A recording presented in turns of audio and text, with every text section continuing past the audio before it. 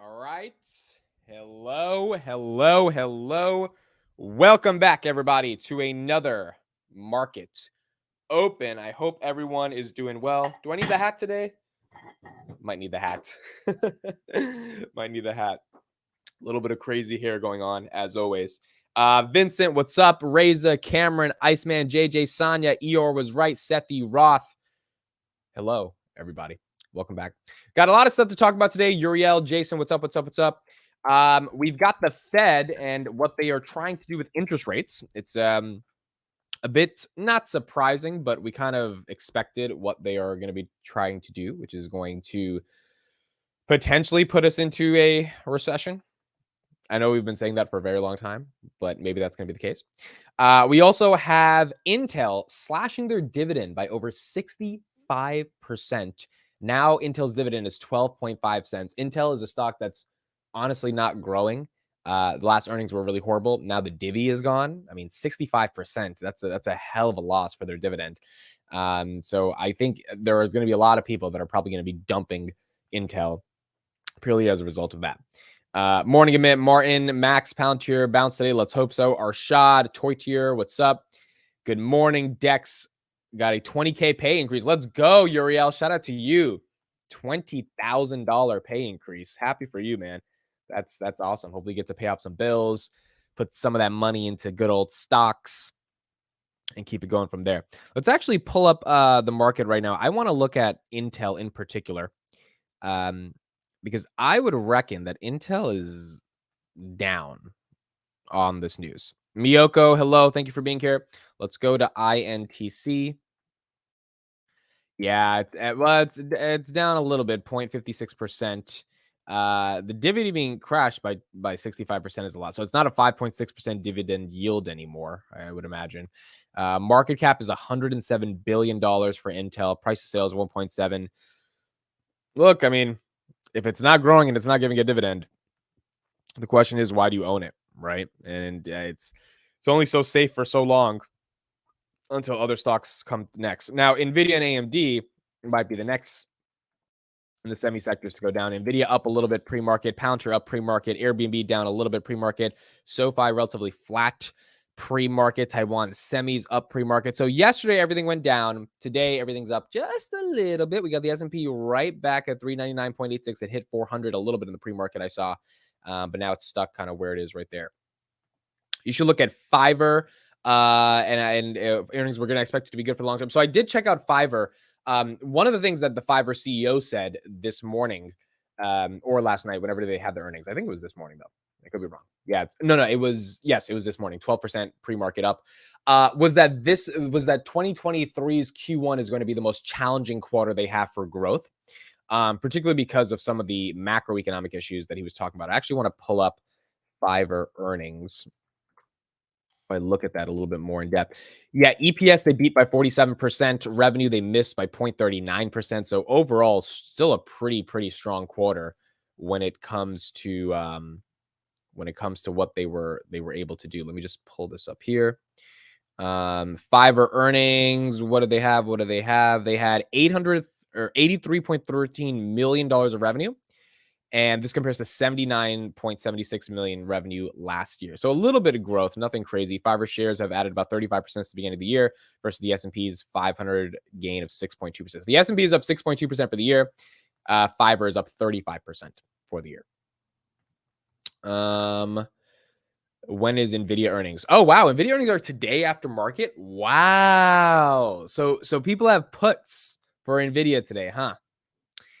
Interesting. I don't know, man. I mean, like, I agree. NVIDIA feels a bit overvalued, to say the least. But I don't know if these puts are going to print, because what if the market just, that's the hard part with playing this stuff. Like, what if they just what if their guidance is amazing, right? Let's say their earnings suck, but their guidance is amazing. I mean, you just don't know. I guess that'll be an interesting one to see. That'll be definitely one to cover. Glitch Life, good morning here. Thank you for being here. DRK, thank you for being here as well. Let me go into this right here. So we have the Fed's James Bullard is pushing for faster rate hikes. They see a good shot at beating inflation. I want to pull up that video here if it is here. We knew that the Fed was going to say we want faster rate hikes. Obviously, the Fed is not done tightening, and the PCE, the personal consumptions expenditure index, is coming out on Friday. And most analysts and economists are expecting it to be incredibly hot, which is why we are seeing, or we at least saw the kind of sell off that we saw yesterday. So let's take a look at Bullard and sort of some of the thoughts that he had to say and how essentially Friday is going to treat the market. Yeah. Oh, yeah. Me. Right. Good morning. Good morning, Joe. Let's get right to Jim Bullard, St. Louis Fed president.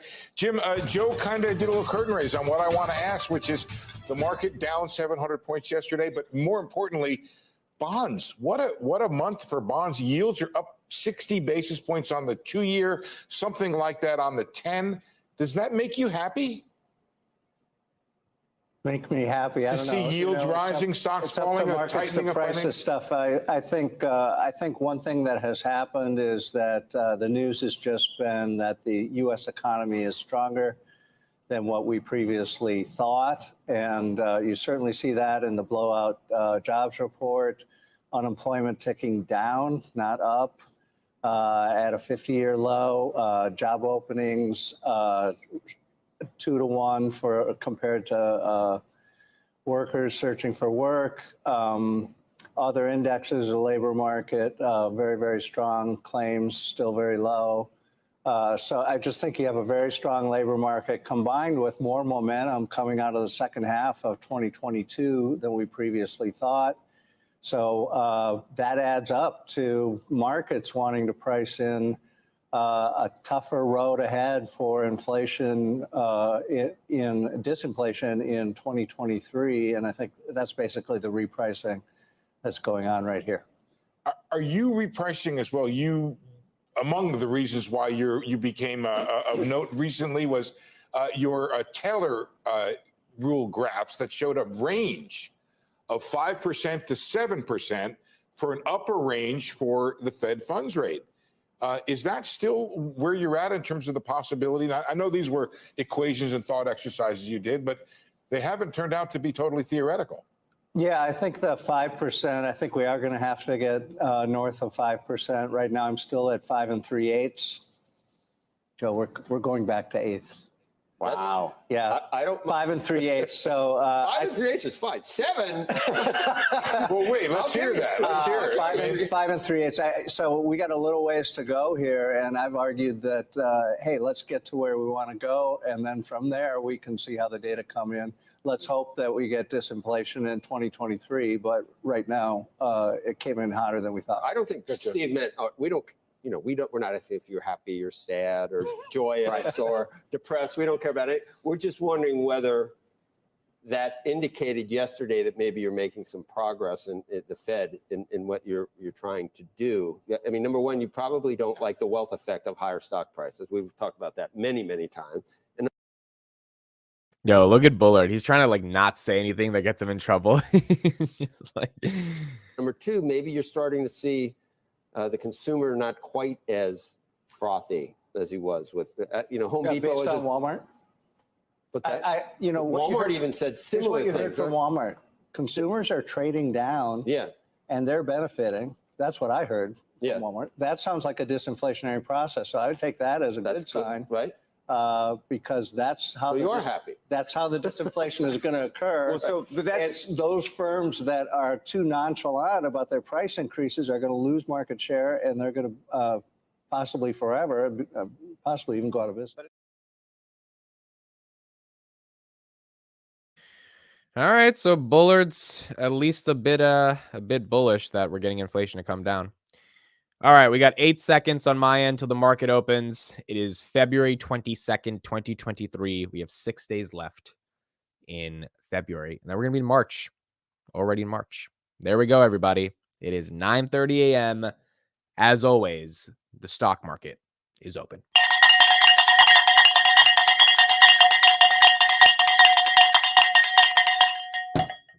Wake your ass up. If your ass is not up, it is time to open the freaking market. Here we go. What do we got? NVIDIA is up 0.6%. Fiverr up 16%. Congrats to the Fiverr shareholders.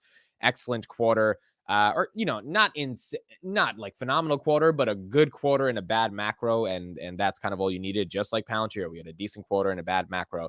SoFi down to 642. Looking at SoFi at 590. That's my target. I did buy 100 shares of SoFi yesterday at like 645, that range. So let's get it down a little bit lower than that. NASDAQ 11,531. Google 92. Have not picked up Google yet. I want to see Google under 90. I think the S&P has a little bit more room to fall, even if it's not a crash. By the way, Dan Niles is calling for the S&P to be 3,200. Dan Niles is rather well respected on the street. He doesn't throw out that number just to throw out that number. So I don't know if we get to 32, but if we can get down a little bit more, that'd be awesome. Dan does change his mind very often, though. I mean, like, this guy changes his mind like crazy. So, if the data changes, he will change as well. And he'll start buying stocks immediately. Roblox at 37.77, Nubank 4.7. My friend Tanner had a great job reviewing their earnings, so I would check him out at Future Investing.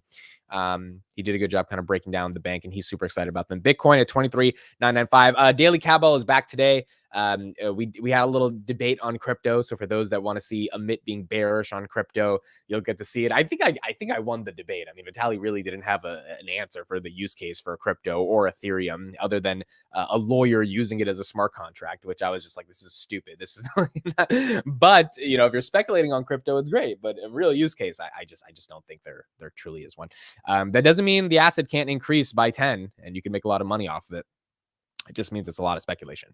I'd rather at this stage of my life put my money in stuff where I can at least see earnings and stuff and know what's going on. Adobe at 347, Enphase at 204. We got to get Enphase to get down to the 180 range. Baba at 95. A lot of people have been saying now that Munger is out, Chinese stocks are what they want to go long on. I saw an article just like yesterday about some of the crazy shit China is starting to do again. It's just like, I just don't know how. Yeah, and one of the first stocks I bought was a Chinese stock. It was NEO. I made some money off NEO. I could have made a lot more money on NEO if I just like held off. But NEO was I made money on it. I didn't even know it was like in China. I was just like, oh, whatever. But I wouldn't buy it today. Amazon crypto, what you think? Amazon is opening up crypto stuff. Interesting. If you have a link to that, let me know. Let's read into that. Market just opened. Amit attacks it right away. Yep, got to do it. Star Buccaneers, good morning. Gabe must be making bank on his puts over the past few days, and I think he has big puts on NVIDIA, so we'll see. Bought more Tesla and Palantir, only $400 worth. Not bad. Which brokerage do you use? I use the hood that robs everybody. Intel cut the dividend. The stock is up. Well, yeah, I don't get this. I don't get this at all. Who's buying Intel when the dividend is cut to 12 cents? It's barely up, but still, it's like Intel. You think Palantir is a cult? Intel has a freaking cult. It's on 30 on the RSI. It's above 30 on the RSI. So I don't know. It's interesting. Where's Palantir on the RSI? Palantir's at 48 now. Okay, so it's not approaching like the 60s where you would get to be fairly bad. Where was it when it was at? Does it get to show me that? Yeah. Oh, wow. Look at this. When Palantir was, what is that? $10, $9, something like that. It was over 70 on the RSI. Interesting. At least from a technical perspective, you could argue that at $10, Palantir was potentially overvalued just based on the RSI. Now, from an actual qualitative perspective, I don't think that's the case. I need Palantir to go back to the 7s. That's when I load up again. That's when I get excited to buy a lot more Palantir. And so we will see if we can get to that blessing again. Got 5K waiting for Palantir sub 8. Yeah, pretty much. Indian share market going to increase their time. I've been looking more into Indian stocks, but not as much as I need to. Obviously, I'm not planning to buy a lot of them, but I've been looking more into like the Nifty index and other things like that. It's just hard enough keeping up with the American stock market, trying to keep up with like the Asian market or the Indian market. It's a lot. But I think as I grow as an investor over the next couple of years, I'll be able to analyze them a lot more in depth and hopefully trade in them as well. Meta's down to 171. I think this is macro related. I'm probably going to put out a video today talking about their verification program. I think it's a genius idea. This is just the reason this is so genius is because, again, there are 4 platforms: Instagram, Facebook, YouTube, and TikTok that control the world's attention. You can put LinkedIn up there. You can put Snapchat up there, but LinkedIn and Snapchat are So you've got 4 of them, and Twitter. Sorry, Twitter. So there's your 5: Twitter, Instagram, Facebook, TikTok, YouTube. On those 5 platforms accumulate the entire world's attention, and there's 4 billion people that are not on the internet yet. What is going to happen when, let's say, 2 of those 4 billion people get access to the internet and they make all those accounts I talked about? You're going to have 6 to 7 billion people using these platforms every day. It's too crowded. It's too crowded. And so the verification check mark is the ultimate way to solve that. In fact, Adam Mosseri, the head of Instagram yesterday, I didn't expect him to say this, but he said, not only do you get more protection against imposters, what you get, and I couldn't believe he said this, but he said this, you will get increased reach in search, comments, and the explore page. And as soon as he said that, I was like, all right, I'm buying it. Because you know, as a business owner, as a personal brand, as someone who's trying to like get my name out there, $12 a month is nothing. That's $144 a year to get potentially thousands and thousands and thousands of dollars of more value when it comes to attention. And so my thesis is that if there's 5 platforms that control the world's attention, that means there's an opportunity for another startup to come up because there's just way too much attention there, right? So that it's too crowded. So people are going to be looking to other places to find underpriced attention. That's kind of the bull case for my startup. But B, people will pay a lot more than $12 a month to have increased distribution on the platforms that are incredibly crowded. And so, yeah, I mean, like, and it costs Facebook nothing. So it makes a lot of sense. Amit, do you remember your imposter has more followers than you at that point of time? Yeah, that was funny on Twitter. Any thoughts on Unity? I like Unity. I do think the share dilution is a little bit too much on Unity. But granted, you know, if they're going to be able to keep growing, it doesn't matter. I have not purchased them because I've not done a super deep dive, but Unity is like one of the best gaming stocks that I could imagine, or at least one of the things that has the best future for gaming. NHS Confo Expo 2023. Yeah, let me show you guys. Thanks, David, for bringing this up. So yesterday, Palantir announced that they were a partner for the NHS conference. This is not meaning they're going to get the NHS deal, but if you look at this right here, please tap Palantir Tech as event partners for NHS Confed Expo. I believe Palantir is like pseudo sponsoring this. I think that's what an event partner means. And this NHS Confed Expo is a collaboration between NHS England and the NHS Confederation to announce their conference. If we go to their website right here, essentially they're just talking about like, yeah, look, professional development, engaging content, 140 sessions, healthcare stuff, like in thought leaders. It's one of those things where it's just it's just a bunch of people come together in the UK and they talk about like health and care and healthcare. And so there you go. Event supported by Google Health and Palantir. So, I mean, Palantir is like, hey, if we can get this £360 million deal, it's going to add 4.5% increase in our revenue growth just this year. Let's sponsor this event. I don't know how special this event is or anything, but like Palantir is sponsoring it. So, I wonder how much they paid for this, but I couldn't imagine they paid that much money at the end of the day. And then you got Google Health up there. So yeah, I mean, look, let's see if they can get the job done. Paid verification takes away from influencers, notable people. Yeah, and like that means that being an influencer doesn't matter anymore. Now, to me, I think that never mattered because if you were Kim Kardashian, people were always going to know you're Kim Kardashian with the verification check. That doesn't mean too much. But now, like, I guess it's really not that relevant, and you're just going to have to hope people know who you are regardless. Are you interested in Opendoor at all? They're doing earnings tonight, not a shareholder. I'm not that interested in Opendoor. I understand Opendoor as they're a market maker for people buying and selling homes, and they take a spread. The problem is they bought a lot of homes high in March 2022, and they were starting to sell low July 2022, which means at a fundamental level, I think they got a little screwed. I think they'll survive. I think they'll figure it out, but I just never was interested. I also was like, real estate is not that's not a high growth play to me, like if you're going to invest in a REIT for some safety, that's fine. But Opendoor was not one of those stocks where I know it pumped during the SPAC era with Chamath, but the only Chamath SPAC that's relevant is SoFi to me. That's actually growing. That has real good. Also, the Opendoor CEO stepped down and became the president. Like if Anthony Noto did that tomorrow, I would sell out. I'd be like, what the hell? This is ridiculous. Like, especially after the stock collapsed 90% and then you leave the company. Like that's just weird, right? And so, yeah, I wouldn't want that to happen. Showcat, I'm getting married in less than 2 weeks. Oh my goodness, that is crazy. Congrats, man. I know we haven't been able to talk because my life has been crazy, just like your life has obviously been crazy. Wow. So that's Showcat, one of my original Patreons, original subscribers of the YouTube channel. That's amazing. Good luck with the wedding, bro. That's amazing. 2 weeks. Sheesh. Gonna be a married man. That's crazy, bro. That's absolutely crazy. Yeah, congrats, man. That's gonna be fun. I know how much you love your girl, so that's gonna be amazing. Just to be married, that's wild. Admit you should buy real estate. Yeah, I should also buy like a Lambo, right? Like I should just buy a ton of stuff. Like I think when I get some more money and I can allocate it to that stuff, I can. But right now I'm broke and I have very little income, so not happening at the moment. Amit, have you checked out a girl sold in an auction 100x for her first version of iPhone sealed? I think I heard of this story. I did hear of this story. That is wild. I mean, good for her because 100x on that investment is amazing. So if she bought it for 800, selling it for 100x is not bad at all.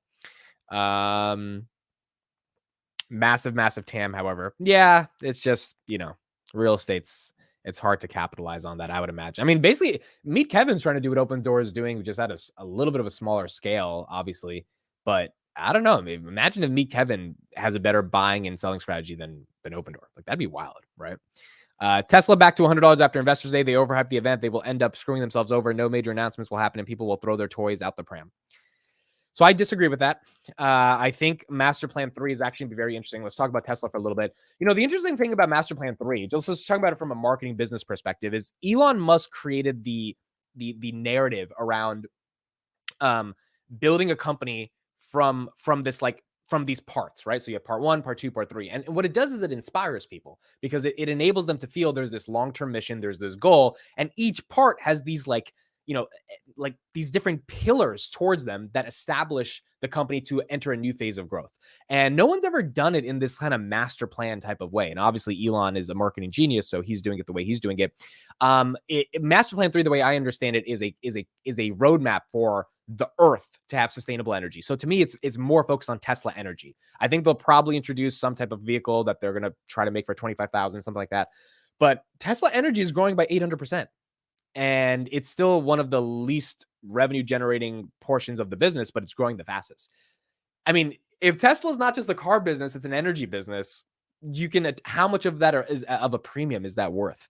So I don't know. Even if it's a flop, even if the stock goes down a little bit, I don't think the stock's going down to $100. And I do think there's going to be some relevant news there that's going to be interesting. They haven't finished out Master Plan 2 though yet. Yeah, they haven't, but that doesn't mean you can't introduce Master Plan 3, right? Do you subscribe to the notion that Palantir has long had the ability to show profitability, and doing so was just an adjusted accounting adjustment?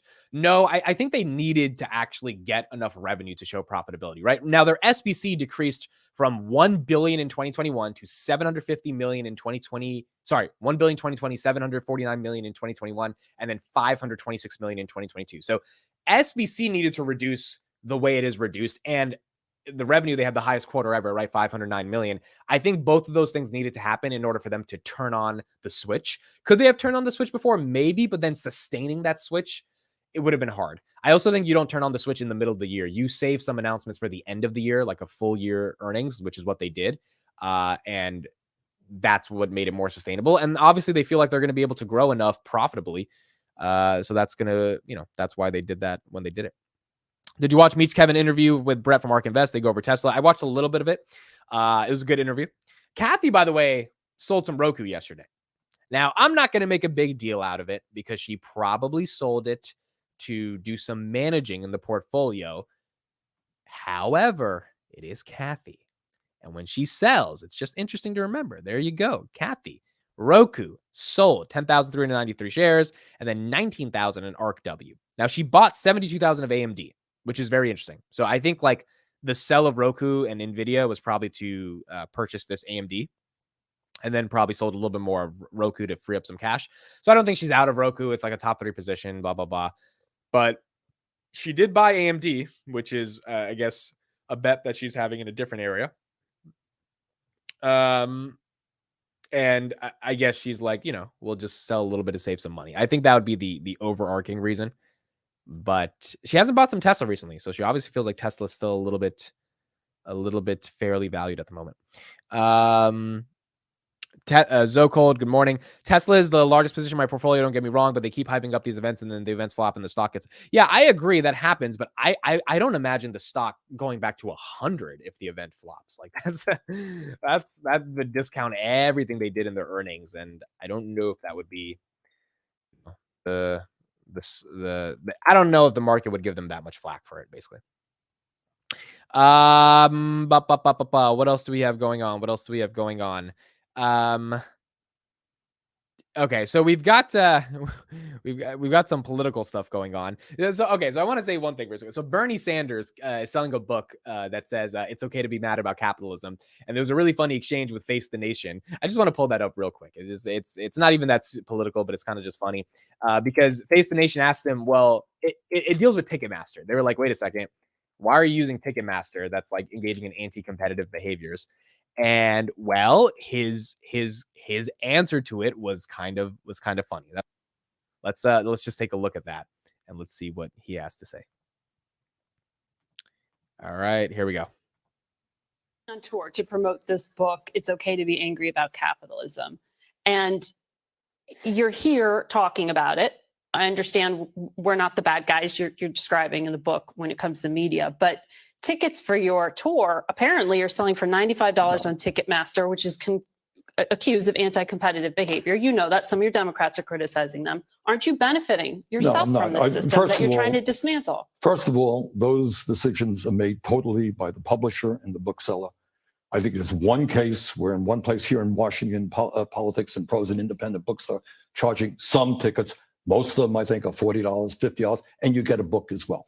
So if you want to come, you're going to have to pay $40. I'll throw in the book for free.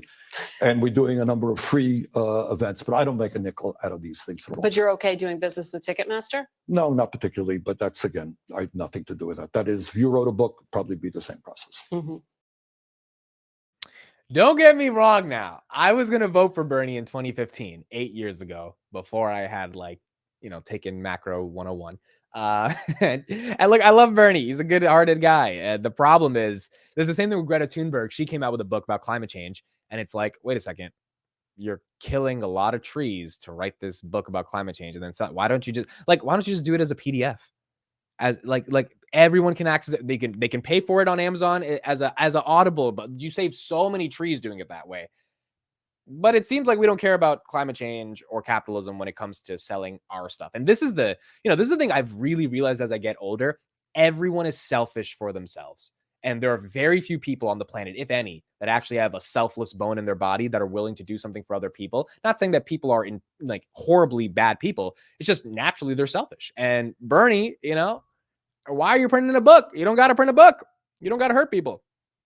Kindle edition. Yes, Kindle edition, very easily. So it's one of those things that makes you think about, and I think this intersects with politics and the economy really well, because then you look at the things these politicians pass as regulations, and it all comes together in a way for us to help analyze what to do with our stock picks to some extent, right? Like Bernie says he's against capitalism, against Ticketmaster. You think about companies that work with Ticketmaster. How is Bernie going to interact with them when Ticketmaster is controlling the millions of dollars he might make on tour? I mean, these are things that as investors, I think is incredibly important to think about. And it's hard to diverse yourself from politics. Even if you don't care about politics, you at least need to understand it at a basic level and how it interacts with stocks. So it's interesting to say the least. Do you watch PBD podcast? Yeah, I like the PBD podcast. I don't watch it per se, but there's some clips that I watch, which is good. All right, let's take a look at our former vice president of the United States talking about the debt crisis in the United States. This is Mike Pence. We're looking at a debt crisis over the next 25 years. Now, granted, he's going to be a little bit biased against this administration, but at least let's hear his argument for the crisis we have in debt. With a special guest, Mike Pence, former vice president of the United States. And you think about what would be fair game to talk about, and it's like this, but this is Squawk Box, so we're like this. We got 20 minutes. We're not going to finish what I want to talk about, but most of it, we're going to stay in our lane in terms of money, spending, inflation, recessions. Does that sound good? That's why we love Squawk Box. Good to see you, Joe. Good to see you. Yeah, thank you for coming in. Thanks for, and no blazer. He's playing along with us. Because we're going to solve. You can roll up the sleeves. It's a working breakfast. It's a working Squawk breakfast. The debt ceiling, front and center. Both sides seem to be entrenched. I understand both sides. Debt to GDP ratio, by the way, is 129% right now. I think during the Trump administration, Democrats voted for clean raises from time to time. They say, why not do that now? That's what the president wants. But I can see where Speaker McCarthy says, when do we get a chance to really, focus on these huge debt issues that we have? Now is the time to do it, or we'll get another omnibus bill in December that we can't control. Who's right, and how does it get reconciled? Well, I mean, the Constitution requires that we maintain the full faith and credit of the United States, and the Congress is going to figure that out. But I commend Speaker McCarthy for saying that we ought to make a down payment on fiscal discipline in a very real sense. Look, the issue is spending. As I travel all across this country, families are hurting. I mean, inflation ignited to a 40-year high after the Democrat Congress 2 years ago spent $1.9 trillion in unnecessary COVID spending, another trillion nearly at the end of that Democrat majority. So I'm glad to see the Republican majority saying we need to use this debt ceiling to start us back in the direction of fiscal discipline.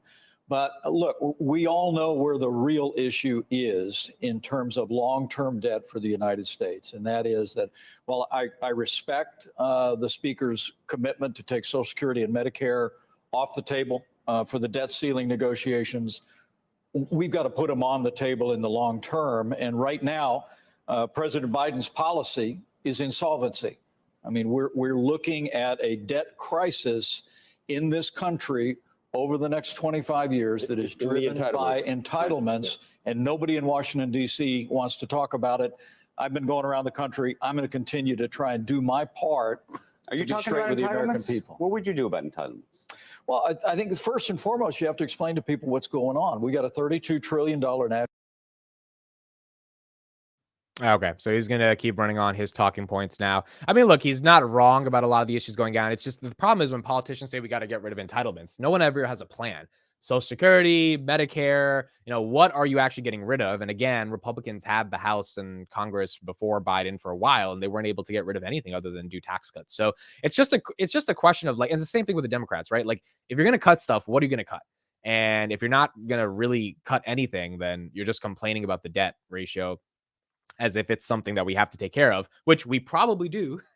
But, like, what are you going to do to solve it, right? That is sort of the fundamental problem here. S&P back at $400, 0.26%. It is going to be interesting to see kind of what people run on. Vivek Ramaswamy, I'm definitely butchering his name. He announced his run for presidency yesterday, and he's going sort of the culture angle, which is, let's unite over, not the color of our skin, the content of our character. Let's get rid of woke culture, all this stuff. He's not actually going the economic route. And I think that's going to be really interesting going into 2024. It's like, which politicians are going the economic route, and they're going to be talking to me and the, what is it? How many people do we have here? The 275 people here that really care about the economy more than anything, or which of them are going to be talking about cultural issues in order to sort of drive movements and areas for getting people into voters.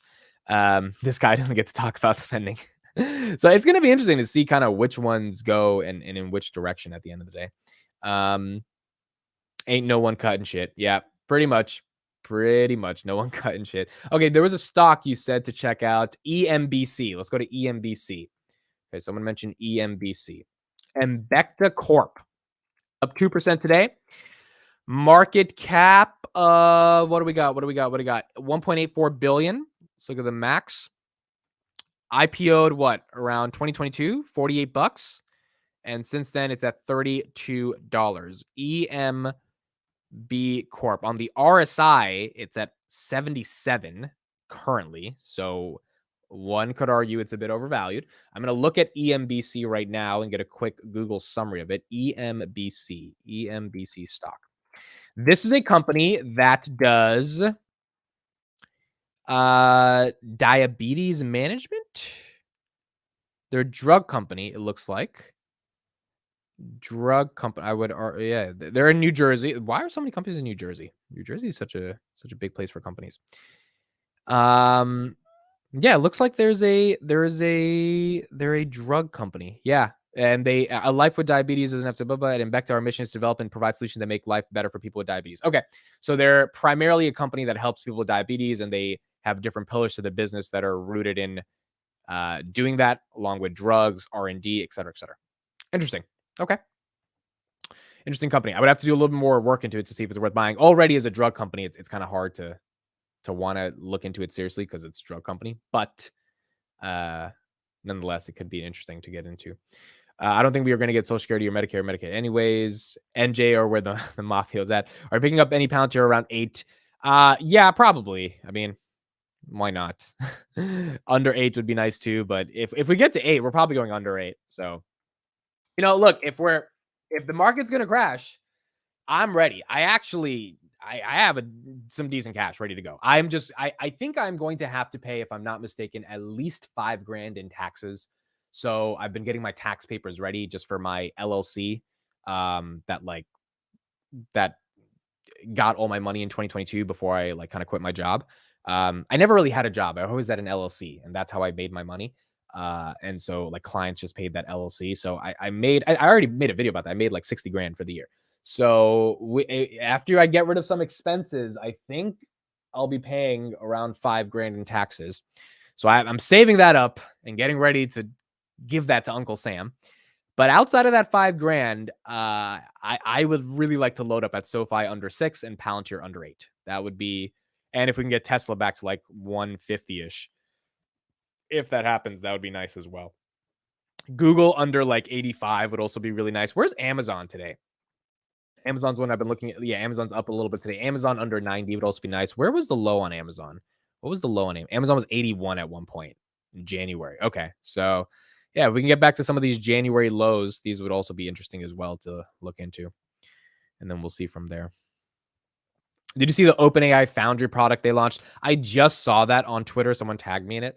The problem is it is saying the name Foundry, which is annoying because Ginkgo Bioworks has a Foundry product and Palantir has a Foundry product. And now OpenAI has a Foundry product. So let's actually pull up this article. I wish there was like a collaboration instead. That would have been more fun. OpenAI's Foundry will let customers run dedicated compute. Oh, dedicated compute to run its AI. So this is basically what the elementary analysis I have of this headline is that if you are a startup using OpenAI's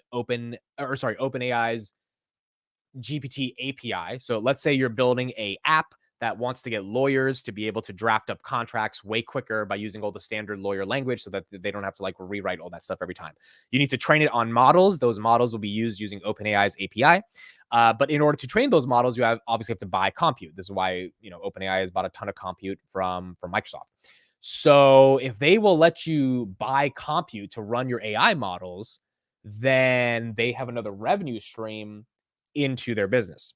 If the screenshots are to be believed, Foundry, whenever it launches, will deliver a static allocation of compute capacity, perhaps on Azure, dedicated to a single customer. Users will be able to monitor specific instances with the same tools and dashboards that OpenAI used to build an optimized model. In addition, Foundry will provide some version of level control, blah, blah, blah, blah. So they're calling it Foundry, just like Palantir calls it, but it's a bit of a different product than what Palantir Foundry does.